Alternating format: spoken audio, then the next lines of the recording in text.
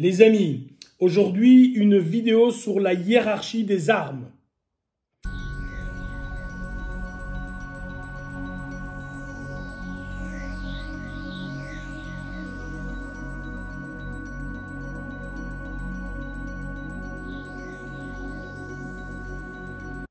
Voilà. Je veux, par cette vidéo, préciser quelques petites choses. Il est très important de comprendre qu'en self-défense, tu dois savoir te battre debout, tu dois savoir un peu t'accrocher, tu dois savoir aller au sol, tu dois savoir te défendre contre un coup de couteau, contre une agression au couteau, contre un coup de bâton, contre une menace au bâton, contre un pistolet, contre le front, etc., etc. Néanmoins, en vous ayant dit cela, si je vous dis, voilà, je sais un petit peu me débrouiller, projeter les gens, etc. Si je tombe contre un champion de judo, il va me laminer. Vous le comprenez. Si je tombe contre quelqu'un qui est un spécialiste du couteau, il va me tuer. Si je tombe contre un spécialiste du bâton, il va me casser le crâne. Si je tombe contre quelqu'un qui sait manier très correctement une arme à feu, il restera à distance quoi qu'il arrive et il va sans doute, s'il le veut, me tuer. Donc, ce préambule étant fait, je vais maintenant essayer d'expliquer qu'il y a une hiérarchie qui n'est pas celle que l'on peut penser au niveau des différentes armes. Alors, je vais parler de cette hiérarchie lorsque, bien sûr, les armes peuvent s'exprimer. Si je te dis qu'un couteau est moins dangereux qu'un pistolet et que tu me réponds « oui, mais si j'ai le couteau sur ta gorge et que toi, le pistolet est dans le holster », bien sûr, dans ce cas-là, ce sera le couteau qui est le plus dangereux. Ceci étant dit, on va commencer par les objets tranchants, piquants, le couteau.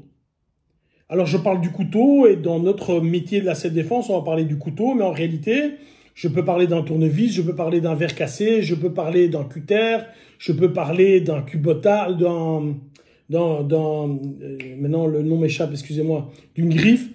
On peut parler de tout ça.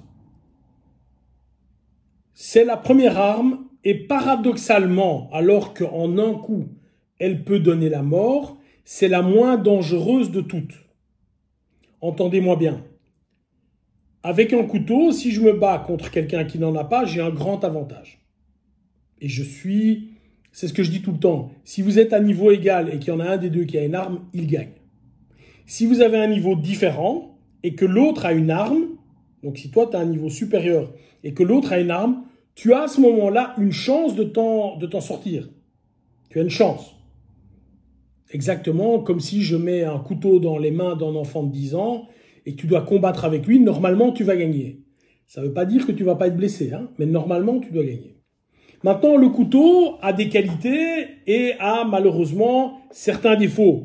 Le couteau est OK dans une distance courte, très courte. Et donc, ce couteau, certains vont me dire, oui, mais on peut le lancer. Je veux bien que tu le lances, mais malheureusement, si tu le lances et que tu le rates, ben, tu n'as plus de couteau. Et si tu l'as raté et que le couteau n'est pas très loin, c'est l'autre qui a un couteau. Donc, ce n'est pas très intelligent. Le couteau, en distance courte, est efficace. C'est d'ailleurs une des rares armes qui est aussi efficace de manière courte. Il y a le bâton. Le bâton, lui, alors que le couteau pouvait trancher et piquer, essentiellement, il peut faire d'autres choses, mais trancher et piquer, le bâton, lui, n'a qu'une possibilité. C'est-à-dire que je vais aller mettre grâce à la vitesse que je vais donner et la masse, je vais aller mettre un choc là où je vais toucher. Attention, lorsque l'on parle de couteau, je tiens à préciser qu'on va en priorité viser les tissus mous. J'appelle mous les muscles, les organes, etc. Mais si vous faites ça, évidemment, vous allez vers des choses qui sont très négatives. Hein. Ramasser un coup de couteau dans un organe, normalement, c'est terminé le jeu. Hein. Le bâton, lui, à l'inverse, va travailler sur des tissus durs.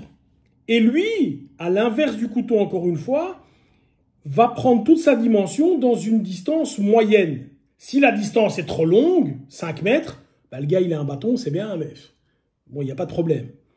Si le gars a un bâton et te menace avec un bâton, mais qu'il te colle et qu'il est à 20 cm, il n'aura pas l'amplitude pour pouvoir vraiment s'en servir. La distance idéale quand tu as un bâton, c'est moins de 2 mètres. Comme ça, dès que tu fais un pas, tu touches quelqu'un. L'arme à feu, idem les amis. Alors, si vous êtes avec un tireur d'élite, bon, cette personne va se mettre relativement à distance et va tirer à 3, 4, 5, 10, 15, 20 mètres. Attention, si vous ne savez pas tirer, je me mets à 30 mètres de vous, la meilleure chance que j'ai, c'est de ne pas bouger lorsque vous tirez. C'est-à-dire qu'il y a de grandes chances, je me mets de profil, il y a de grandes chances que tu ne me touches jamais si tu ne sais pas tirer. Attention, il y a des gens qui arrivent à 50 mètres, même avec un pistolet, à te mettre 3 balles dans la paume d'une main. Je ne te parle pas encore des super pros, je te parle simplement de gens qui savent tirer. Donc ici, le couteau va trancher, va piquer. Le bâton, lui, va provoquer un choc énorme et va viser en grande priorité les os. Et le pistolet, dès que la balle est sortie, il est dangereux de partout. Maintenant, quelle est la hiérarchie? Eh bien, c'est très simple. Paradoxalement, un bâton est plus dangereux qu'un couteau. Pourquoi? Parce que si tu as un couteau dans les mains et que moi j'ai un bâton et qu'on n'est pas extrêmement collé mais qu'on sait se développer, avec le bâton, je vais pouvoir faire des circonvolutions, je vais pouvoir bouger, tu ne sauras pas m'atteindre.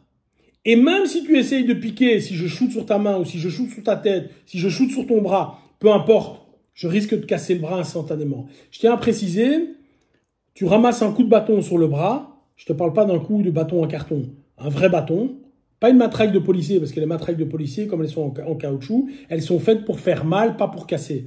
Si tu as un tuyau de plomberie, par exemple, ou si tu as un bâton, un type batte de baseball, là où tu vas toucher le produit osseux, le coude, la clavicule, peu importe, ça va casser.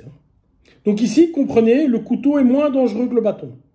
Évidemment, et je pense que c'est assez logique, le pistolet est l'arme, ou je vais aller un peu plus loin que le pistolet, l'arme à feu est évidemment plus dangereuse que le couteau et le bâton.